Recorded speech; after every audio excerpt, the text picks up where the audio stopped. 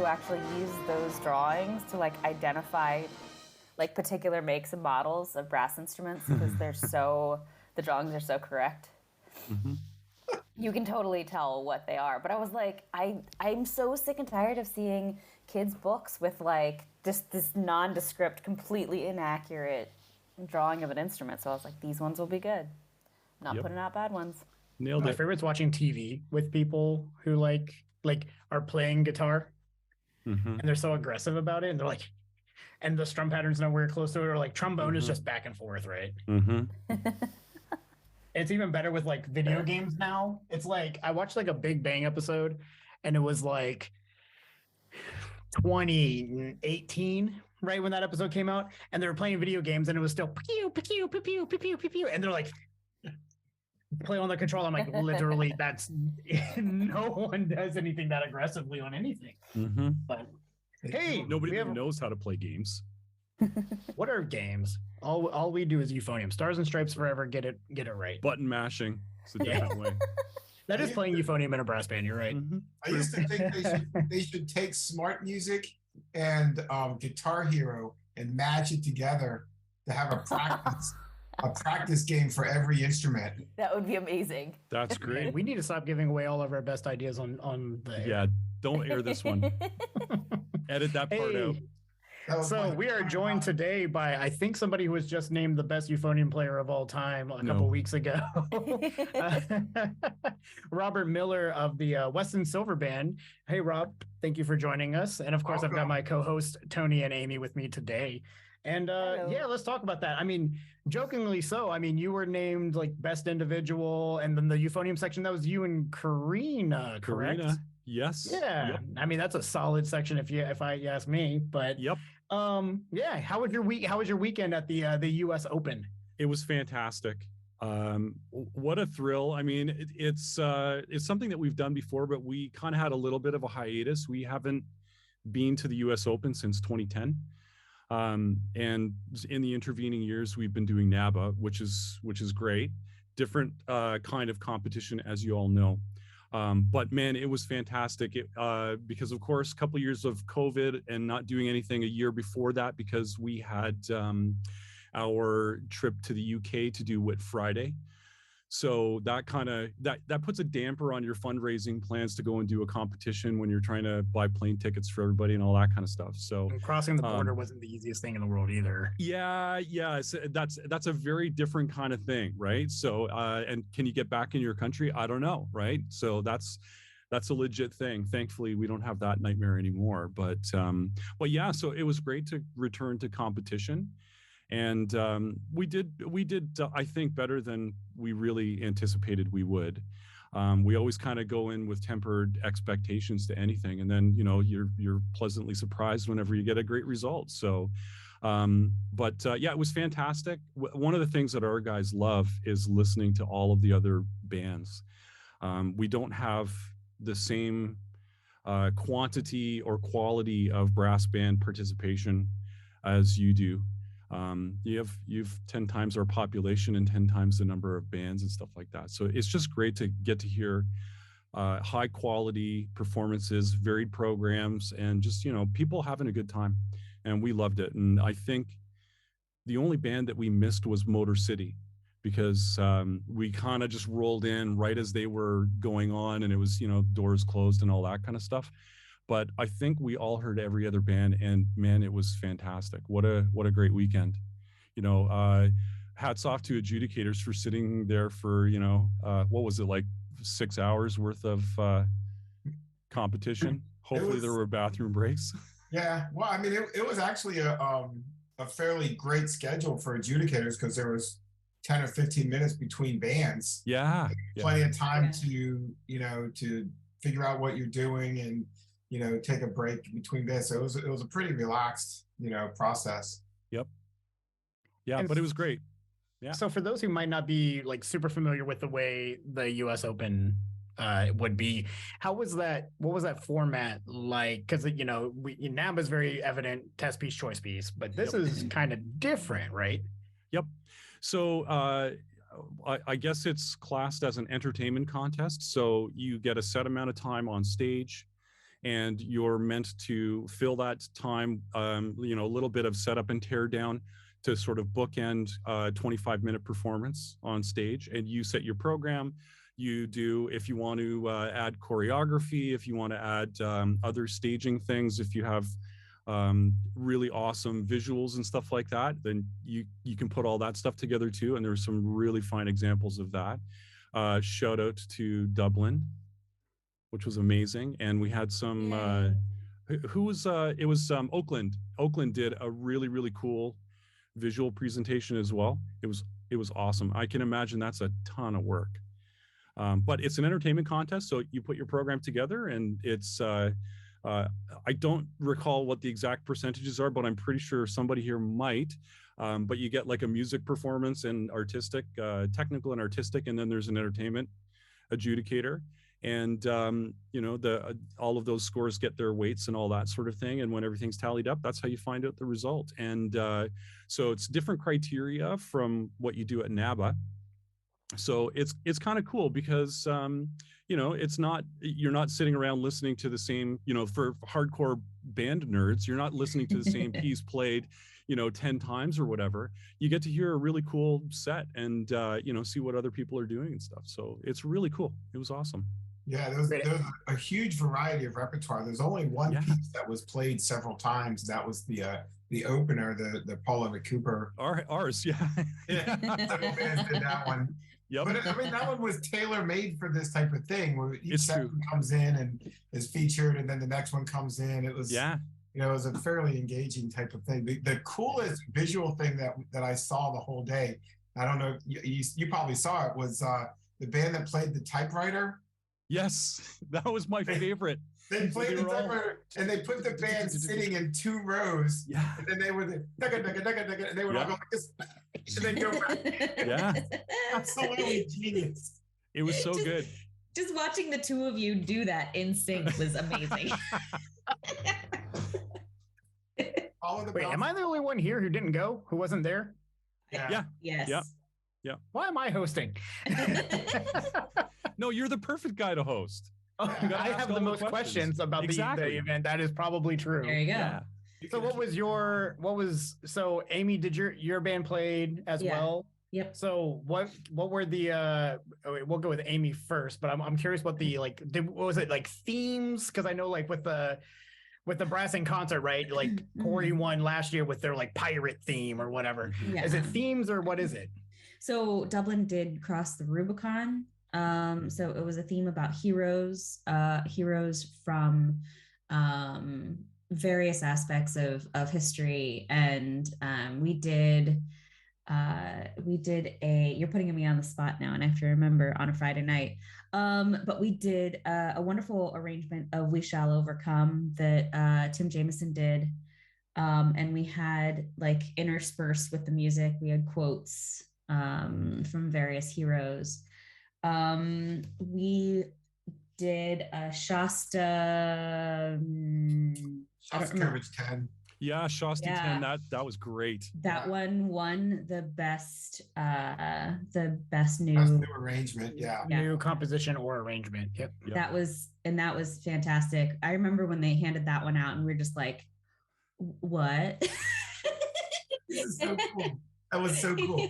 we played through it and I was like, this is amazing. Yep. And Dublin won Best Busker too. Were you involved in that? I was not, but it was amazing. We were out at the bar the night before. That's where the busking happens. And the bar where they put the buskers this time was really great. I enjoyed it. And they played Rihanna's Umbrella with umbrella hats on. And who was the band that made the arrangement? I'm doing great with my memory, but it was like totally like funk, like cool arrangement of Umbrella, sousaphone, you know, it was awesome. So it was lots of fun. All the bands did a great job. We had a great time kind of mingling the night before. I think the only downside was that the bar for the busking was like 20 minutes away, and it was snowing like the whole time we were there. So that was a little bit rough, but I think it was still worth the drive. And yeah, we had what else did we have? I have to try to remember. You had the Schindler's List part of your set. That was pretty powerful. That was a really difficult transition because you're going from all of this big exciting stuff, and then you're sitting down and you're trying to bring like gravity and give that piece the respect that it deserves due to the subject nature, the nature of the subject. So we're sitting down and we all told each other, like, we need to sit down and make sure to find that time to have that breath. Everyone needs to have that breath, because otherwise we're just going to rush, and then we're not going to really represent the song adequately. But it's hard to do because we had a ton of changes. We were moving all over the stage. In fact, we joked that we must have been the favorite band of the day with the mic guy, because we made him take down all of the mics. They were all over the stage, and we were like, there's no way we can go through all these transitions with all these mics everywhere. So we had him take it down and just put one in the front. And I heard him kind of backstage, and I was like, sorry, we don't know how to do this otherwise. And it's an entertainment contest. It's not the point, That's right. Right. We're like, there were like 5 mics all throughout the setup, 5, at 6 least. mics. Yeah. It was like, there's no way we can move these around.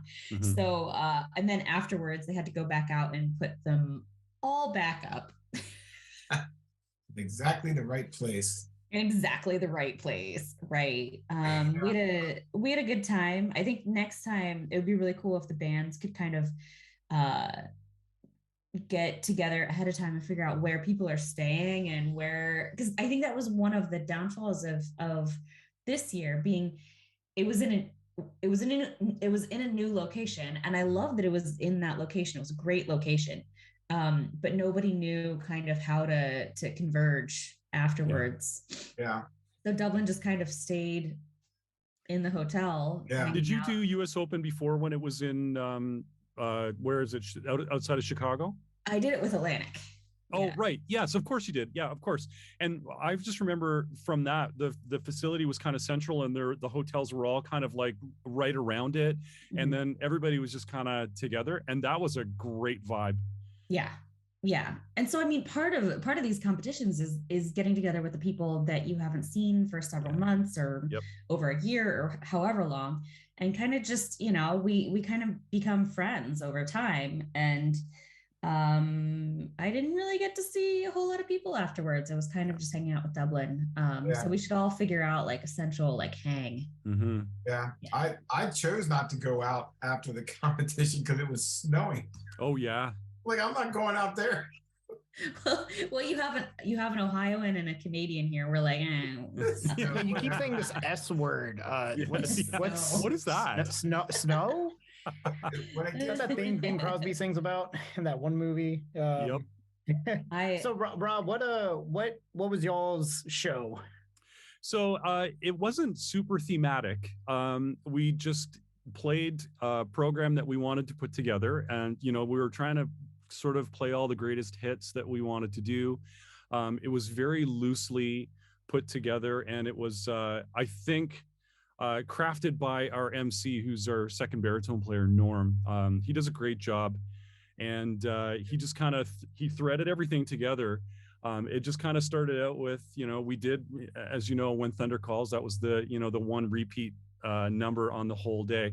Yeah. And that was our Paul Levitt Cooper. And how did you choose this? Well, we played this for Paul Levitt Cooper whenever we were over in England. Why were you in England? Well, we were there for Whit Friday. So here's the march that we played on Whit Friday. And then it was the rest of the show was just our favorites. And it was it kind of favored our style as a group. And we kind of did well. So yeah, they absolutely did. And as a judge, and I had the scores ahead of time, and I was like, I saw the repertoire. I was like, how is this going to go? What are you going to do with that? What are they going to do with this? And you're right. The narration, really tied everything together in a way that kept the audience engaged throughout it. So, and he was spectacular in his presentation of it. So, But there were a couple of groups that were like that. I was like, how?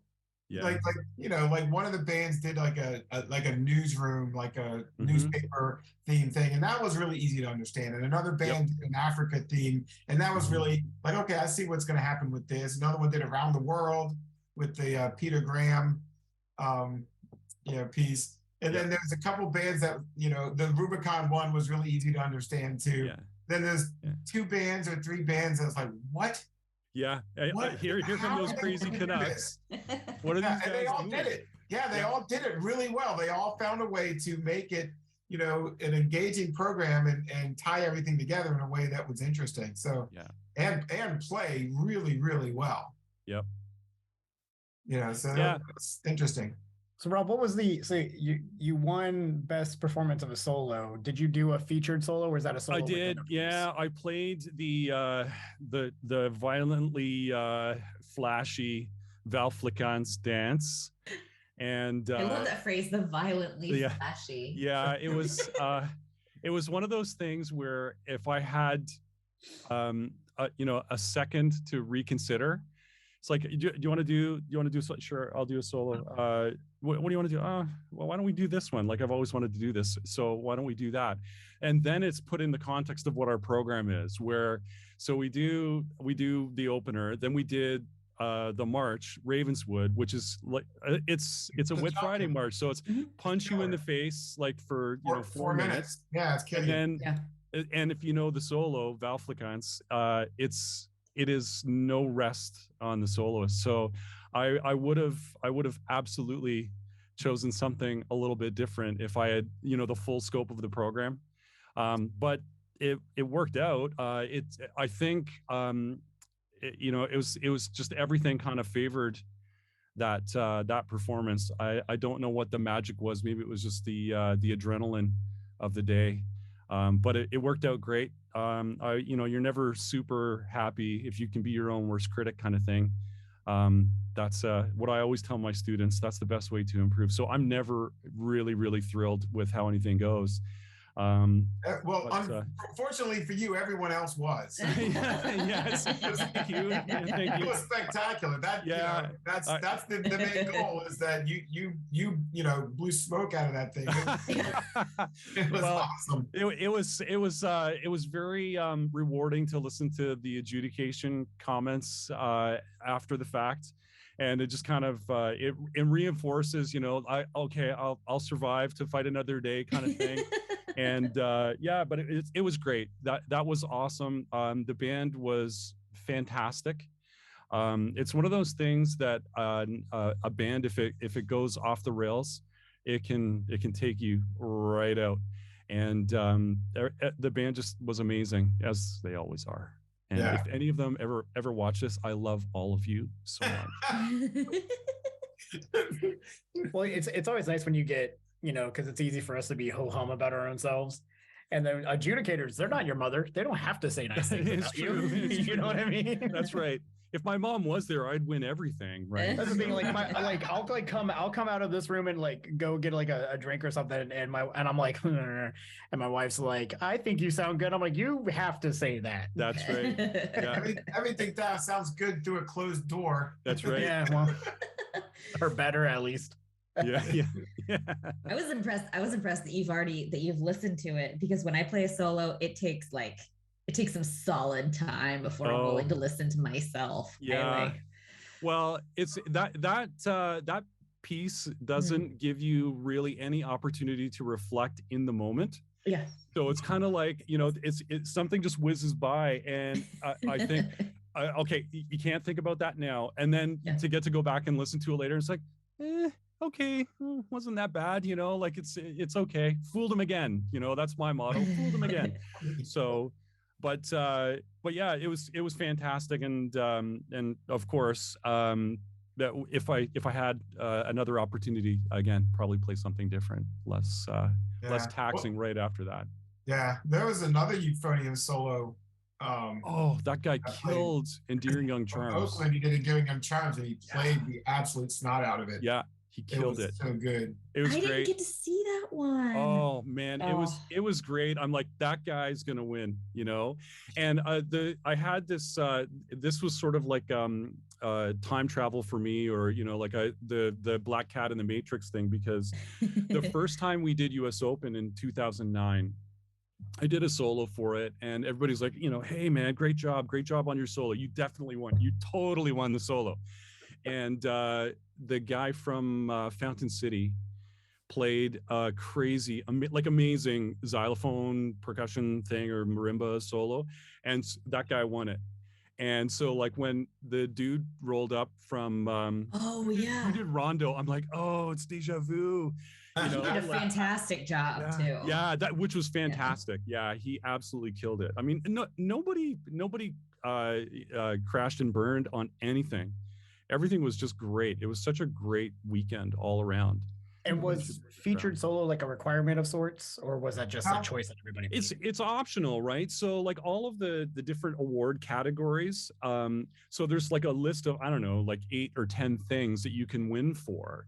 And essentially putting something on the program, if it was a feature, if it was a, you know, a solo item, that would be considered your entry for that competition. So if you did we did a march, we did a solo, we didn't do a new piece or anything like that. So that's where Dublin killed it on the Shasti thing, and they got I think, was that the only thing that was actually a brand new composition? I don't remember, but that was we had 2 brand new compositions. Oh, on your program, yeah. Right. But I mean, out of all of the other bands, I didn't see a lot of stuff on programs that was new. There was a couple of things. There was an arrangement of the theme song from the Newsroom, the HBO series. Oh, okay. Right. That program. Okay. And there was something else, I think. There was another one somewhere that I can't recall off the top of my head. Yeah, that's the kind of thing. The Shostakovich was so exciting. It was. Oh yeah, that was an easy one to pick, actually. Oh yeah, I mean, as soon as like I opened up that brochure and I saw that on the program, and I was literally just like bouncing. I couldn't wait for that because I love the Andrew Duncan. I think it's the Andrew Duncan transcription of it. That's the one I've done. Yeah, and that one's amazing, but that one, it's like, it's different from the Duncan one in a lot of respects, and I would love to play that someday, because that's a wicked cool one. Well, I mean, you know, I know some people. You know, I didn't want to lay it on too thick, but you know, while we're talking, that'd be cool. I could probably hook you up. We saw Jessica Sneeringer after the competition, and she walked by and she was like, "Hey everyone, get that piece published." Bye. Yes, yeah, absolutely. But not until somebody emails me PDF copies of it before it's published. That would be fine. That would be absolutely fine. So yeah, so all of those different categories. So you have like solo, you have march, you have new composition.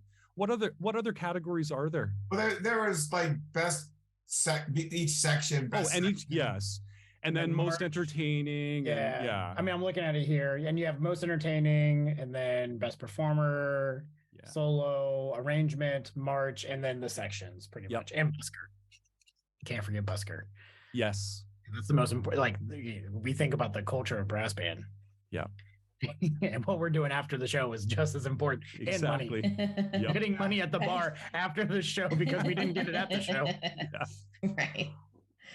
Yep. So beyond that, is there any are there any big developments going on with the band coming up with Weston Silver? Are you guys doing anything else this season? Yeah, it's kind of a big year for us. That was one of the things that our illustrious narrator pointed out in our set at US Open. It's our 100th anniversary this year. So we've been around for a while, and the band has been in operation since 1921, when it started as the Weston Boys Band. And there's going to be lots of interesting stuff that we'll be putting out on socials and everything like that coming up. But in the spring, we've got a big gala program that we're putting together. You know, we'll have all kinds of alumni that we can, as many alumni as we can actually get together to come out and participate. It's going to be an interesting show for sure. But so that's kind of our big celebration. A lot of planning goes into, putting together, it has to be special when it's 100 years. So, and it's after a couple of years of not doing anything really, other than putting videos on Facebook and YouTube and stuff like that. It's good to actually get back into making live music, and doing a competition like US Open was a great opener. That's for sure. Does that 100 years make you guys one of the older continuously existing bands in North America? I think there are older ones. I think they're all up in Canada, right? There's a couple that like mostly like Salvation Army bands and stuff like that would be, like if they had their church band was there for like 150 years or something like that. So, but our country just isn't that old. So, you guys, if you have any in the US that have been around since sort of like the beginning of time, no? So, I think it was most of them were. They're in the 30s now. Yeah. Oh, wow. Yeah. Okay. Because there was when the beginning of the brass band Bridge, and they kind of collected all of that information, there were only a few out there that kind of responded, and then that was when a lot of the brass bands kind of started up. So a lot of them, I can always remember how old they are because I just relate them to my age. They're all about my age. Brass bands. Oh, so there's only like 20 years, like 20, 25 years, right? Sure, right. These bands have been 22 for a long time. That's right. Yeah, exactly. But I think Atlantic is 1 month older than me. Wow. So it made it pretty easy to remember how old it was. How old is Atlantic now? Right. Approaching 38. Yeah, Columbus is in that range. Sunshine Brass Band, Smoky Mountain is a little older than that. Triangle's in 34, 35, or 36, something like that. Yeah, so if you don't know how old a brass band is, if it's relatively established, you're pretty good to guess that it's in its 30s. Yeah. Those are the old stalwarts. So the Gramercy is that old. I know that the NC State University had a brass band going back to the 50s or 40s, but they don't currently operate now, so they don't really count now. But there are some places that have older ones, but they're not continually running, unfortunately. Yeah, my band's like 3 years old.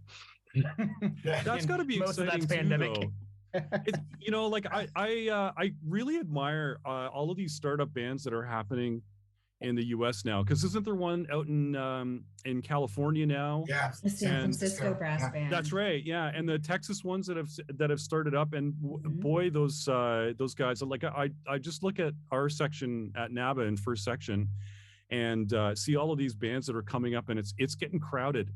It's getting really crowded in there right now. It's like especially like, first section. Yeah, exactly. It's like, do you guys want to go into championship? No. We don't want to do that. So let's just hang out here for a while, right? But yeah, and there's some really, really amazing things happening there. So that's just awesome. That's a good sign for the health of the movement for sure. Yeah, I can't wait to see how many bands go to the first section this year with the Year of the Dragon Smackdown. I know. That's just like that is a dream, like I want to play that so bad. Have you not played it? No, well, we've rehearsed it. We've never ever done anything in performance, and it's just like that's kind of like a bucket list piece for everybody, really? Right? And it's kind of like this definitive thing, and we're not going because it's too far.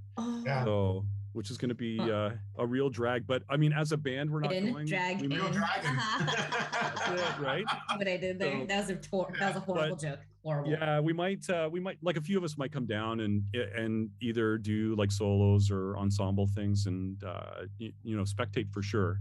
Yeah, because that's a band is life, right? So yeah, well, that's gonna be a fun. What is this? I think this is gonna be the 5th time I played Year of the Dragon, maybe. Seriously? Yes. Oh, yes. I'm so envious. Like you throw any Sparky on a program, and I'm just ecstatic about it. And I'll never forget the first time like we got to do harmony music. I was so. Oh excited. my goodness, harmony music. Yeah. Yep. Yeah. When Dublin played Music of the Spheres, Tim Jameson passed out Music of the Spheres, and it was just like Oh yes. Yep. Because we played part of it because you know obviously if you play the whole thing it would be like the majority little of overtime. Little overtime. But we played the beautiful section Good near part. the end. Yeah, the good Yeah. part. The good part. It's all good. We just snuck in right at the good part. Right, the good part, yeah. It was fantastic. It was fun watching after having played Music of the Spheres before. It was fun watching the Dublin members see the whoop whoop whoop. Yeah. Whoop, whoop. Yeah. And they're trying to actually like grab the notes. I'm like, no, you go whoop. Yeah. You don't have time to go. Hold on. You go what now? Yeah. Whoop whoop whoop. That's Can literally you what explain it the is. pedagogy behind whoop whoop? That's it. It's if you see it, it is not. That's it. That's the merch in the store. Look for that drop. Yeah. There it is. January It's gonna be on 1st, the the shirt. whoop whoop You shirt. get the bottom, note, you get the top few notes, and you go and you just kind of like half valve the rest and make sure that you get the effect that you because like it's literally goes by that fast. Whoop whoop whoop. Yep. I had a funny story, another Spark thing. A mentor friend, he's passed now, David Chalk. He recounted a tale. So probably 40 years ago, he played pantomime in a competition when he lived in New Zealand. And he said, I labored over the gliss thing. I played every one of those notes, all the arpeggiation at the end that everybody plays the way it's intended to be played. Mhm. And he lost because of that. So that just reminded me that little bit, the whoop, whoop, whoop. And if people were trying to get all the partials in there and stuff like that, that would be amazing. Like you don't have time. No. Leave them behind. Yeah. It's like the end of Zebekiko. There's part of Zebekiko, so I forget where it is, but I just go, woo. Yep. I'm not even gonna bother with that. I'm just gonna go. That's the way it was intended. Everyone's going to be wondering when they watch this how much wine Amy had before. I have You so don't many know sound what's clips in this now. mug. There you go. I have so many. I am so thankful to all of the rest of you for not speaking over her whoop whoops because I can sound clip them in post. And I have a new ringtone for Amy when she text messages. That's great. And then I'll just loop it for the phone call so we hear. Woo. Rob, I wanted to ask, do you we unfortunately don't have a lot of people from the Great White North come and talk to us on the show. Do you have any hand in this Great Canadian Brass Band Festival that I know is in super planning stage right now? Yes. So it's happening at U of T where I am an instructor, euphonium instructor. So wait, you teach at a U of T? I teach at a U of T. I know, crazy. How do I never see you at school, man? It's crazy. It's a big campus. It's pretty spread out there. But yeah, so he's at the South Campus. That's right. That's right. We're at Palm Tree Heights. That's and so yeah, it's going to be hosted there. And I don't know, are any of you guys on, Tony, you're on the board, right? So you know Anita McAllister. Yeah, she's doing a great job with that, yeah. She is. That woman is a huge booster for Hannaford, which is the professional band that we play in up here. And she's on faculty at U of T, trumpet instructor, and she conducts the youth band. She plays flugel in the Hannaford Street Silver Band. And so we were talking about it. She said, I was talking about some ideas that I had about doing something, because it's so far away and all that kind of thing. Could we do something around, a little bit closer? And I went, what do you think about? Do you think people would be interested? And I'm like, yeah, my tail is wagging already, kind of thing. So the Hannaford Street Silver Band is going to participate in the gala for it. And so I'll definitely be there. And I don't know to what extent Weston will be participating because we don't know exactly what the details are for. Is it competitive? Is there just going to be like a community showcase kind of idea? So that's still in preliminary stages. So once everything takes shape, we'll know for sure.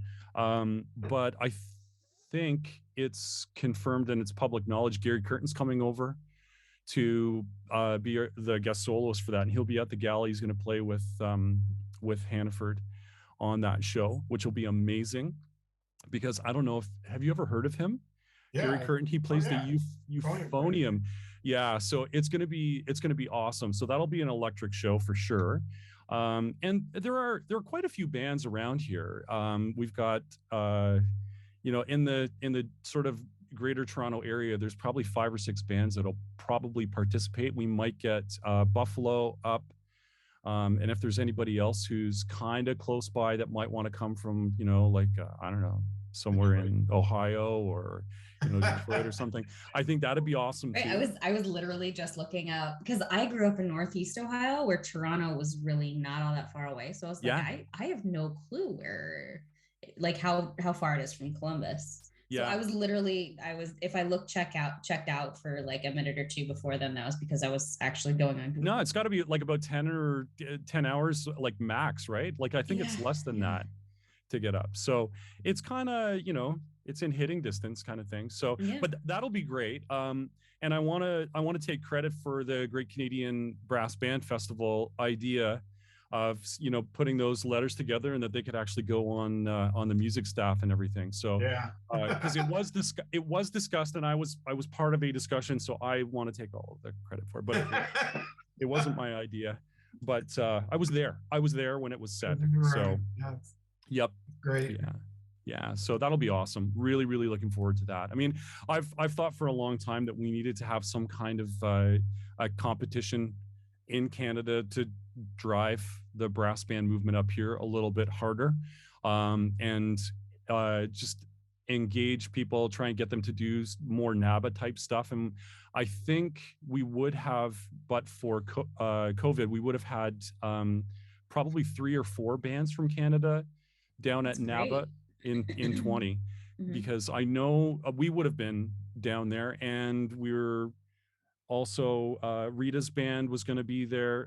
Rita Aren's Upper Canada Brass. Yeah, and they've come. And so they would have been. We would have been there, and Oshawa. I think Oshawa was gonna go down too. So or Whitby was gonna go. So there are at least 3 and maybe 4 bands that were gonna go. So they're all from the Toronto area, which is pretty cool. Yeah. And that would have been awesome. We should totally bring NABA up north. I mean, I know I'm totally biased too because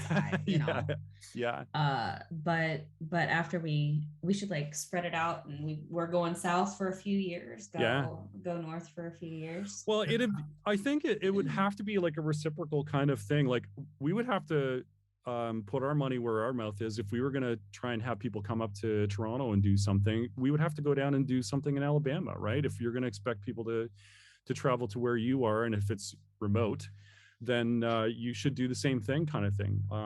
It was in the mid 90s, NABA happened up in Toronto. I remember been in Toronto before. Yep. Yeah. I don't know if it was only the one time, but I remember being there for it.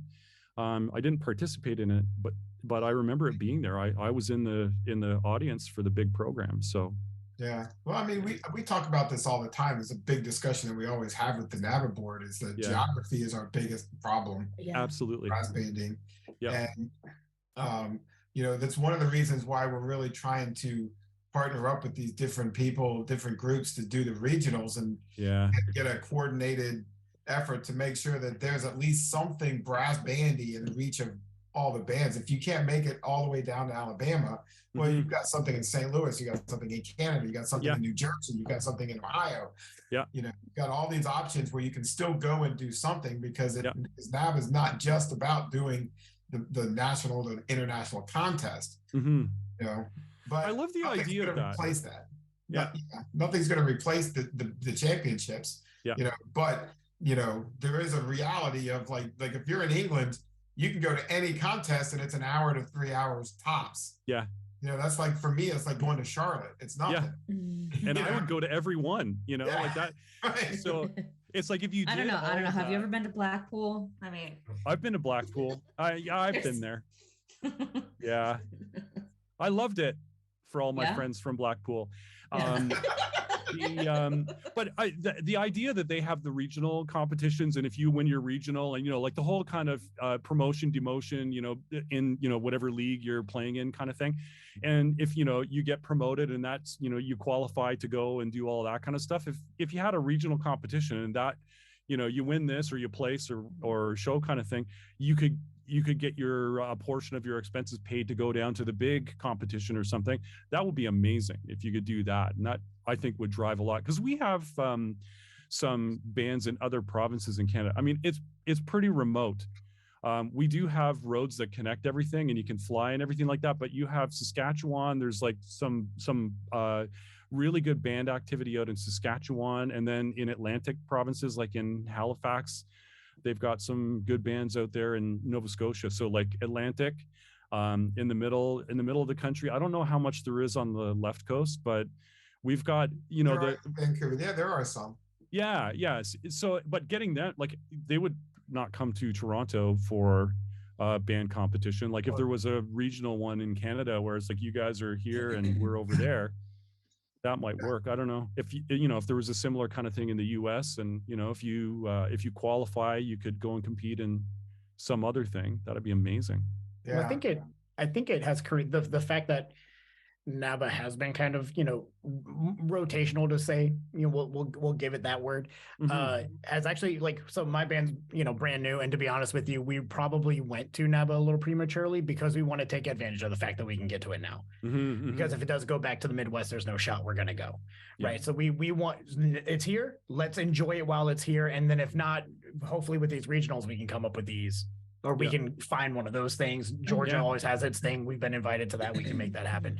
Things along those lines, right? So we're going to enjoy it while it's here. And, hopefully my band's mature enough to not like, they moved away, man, and not be that way.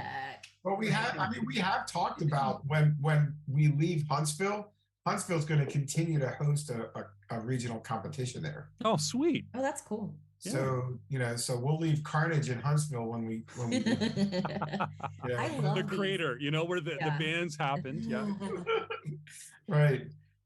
I love these regional activities and stuff. And it provides something other than just NABA for us to get, together. And I was saying the other day that another thing that I would love if NABA did, and I'm just kind of brainstorming, but it was just kind of like, I'd love to have like a young composer, like residency, where somehow we had like a composer who wanted to write for brass band, and like get them to NABA so they can just soak it all in, and then like require them to write something, and like the following year, and then maybe a band could play it in like the feature concert, like before the awards are presented or something. Because we have so many, I love our brass band composers that we play a lot of. I love them. They're wonderful. But it would be nice to keep the circulation, going, get some new blood in there, and to get more composers, they have to learn about the genre. And how better to learn about the genre than by listening to a whole heck of a lot of brass bands. Yeah. The survival of the medium has to be new people writing music for it. Yep. And there are a lot of wind band composers who write very well for brass. Like I can think of, his name just left my head. The guy, oh man, that's a shame. But he writes great brass stuff. Welcome to my world. I can never. I know. It's like his name was right in my head and it just went out. I do want, and it is 9:45 Eastern on a Friday night. Evening. Friday night. For our audience who's like, why are they so fried? It is Friday, the week after Thanksgiving. So that can't be bad with children or anything. That's probably fine. Yeah, but we have to find ways to get composers writing for the medium of brass band. Yeah. Right. NAB is going to push initiatives like that at some point. Have to get to that point. Our one of our big obstacles right now is to make the contest fiscally self-sufficient. Yeah. And when we can do that, then we will have a lot more resources to do other types of projects. Right. But it's a great idea. And it's funny because that you're echoing what Peter Graham was saying about his own piece from the last Open or whatever. I can't remember what the piece was. Hyperlink, yes. Yeah. So he was talking about that, and he was being interviewed by the 4 Bars Rest guy, and I was watching the what BrassCast video or whatever it was. And he was just saying, like, I don't know, it's like it's time for some fresh blood to come in and do this stuff. So that, to me, I didn't see that as him being like, I'm just tired of this, like it's time for somebody else to do this. It's like, no, here's my time as being here, and I think that there's room for other people to join and pick up the reins here and drive it, right? So I can't wait to hear. I think it's only a matter of time before Lucy Pankhurst writes something really good for a test piece. Like she's like inches away from putting out a really good test piece, and yeah. And Simon, so what's the motivation? What does she need to push her to do that? I don't know. Does somebody not motivation, it's inspiration. Well, okay, all right. I was just thinking, it was you lighting the fire just now, Rob. There you go. It was you right there. She just needed that sound bite. That's have it now. You have saved brass banding for all. You need to hear a recording of your solo from the U.S. Open and bring that into a test piece. No band will ever be able to play. I'm going to write something even Rob can't play. Yep. I don't know. I've worked with Lucy for a whole bunch of stuff, and it's like everything she comes up with is just so creative and awesome. I think Simon, what's his last name? Dobson. Simon Dobson is. I mean, but he's in every genre possible, but every now and then he comes out with something for brass band. Yeah, I'm a big fan of Tom Daverns too. Yeah, he writes some amazing stuff. Yep. Kevin Hubin has some really good stuff. We just played a piece by him this year. There's another blank in my head right now about, he wrote The Raid. We played The Raid this year at NABA. Oh, Tom, what's his name? The Raid. Tom. Oliver Westby. Oh, right. Yes, Oliver Westby. Yeah, his stuff is amazing. Yeah. We're going to have a huge description for this podcast of all the things that we forgot. And afterwards, we go back and we're like, this is the piece we were mentioning. This is the composer that's how we create engagement is leave everybody, audience, leave everything we forgot about in the comments. That's Brian Baumages. That's the name I was forgetting. Brian there you go. Well, I mean, but really some brass bands, I mean, because you've got your thing with Lucy that you're kind of pioneering with San Francisco, and you're doing that thing. We're doing the premiere of Luminaries for brass bands. So I have to do something else with her because we did Luminaries for euphonium and piano, and then with Kent State we did Luminaries for wind band and piano, and now I'm doing it with brass band and brass band and euphonium. What am I saying? Wind band and euphonium, and then now brass band and euphonium, and now I'm like orchestra. somebody find me an orchestra. And but like you're like you have initiatives like that. My band has the composer in residence now. We're doing that thing. And it's a new composer every 3 years. That's how we're doing the contract with that. So there are initiatives like there's things happening, and I think we every single, and Tony might agree, every single time we do a board meeting, we always it's like we're arguing chicken or the egg the whole time, but like it's happening, and we're just impatient. Cool. That's all. Yeah. we want things to happen. We're just like you have a contract for composer in residence. I think in Dublin it's just familial because you have Tim Jameson, right, and his son is fantastic at composing and arranging. So just we decided to make it with rules involved as well. Well, clearly he's good at what he does because he just won at the Open. So fantastic. I'm anxiously awaiting the Jack Stamp test piece that should be coming down the pipeline sometime soon. He's composer in residence with Grimethorpe. And some of his wind band pieces are staples in the repertoire. But if he can write some good, brass band test pieces, I think they would be really, really fun to do.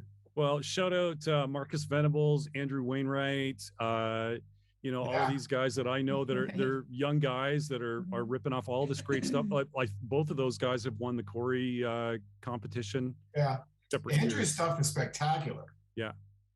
There's somebody that played one of Andrew's pieces at the Open. They did. Wasn't there? It was one of the. Wasn't it 5 Lakes? Didn't they do one of his? It wasn't 5 Lakes. It was I think it Leave was it in the comments below. Capital City. Right. Another thing for the. Yeah, I can't remember, but it was good. It was hard too. But it was. Well, hey, it is like we said, it is late on a Friday, and I have spoken to all 3 of these humans in the wee small hours in the morning. So I know that we could do this, but let's not. Yeah. And let's call the episode on that. Hey, Rob, thank you so much for coming in, and congratulations to you and the band Thank for you. a very successful weekend. Awesome to chat with you guys. Anytime you want Canadian content or sub-zero temperatures or anything like that, just let me know. Happy to join. Say the word. But you guys are doing the Lord's work here. Keep the movement going. All right, thanks. It's good to have you here.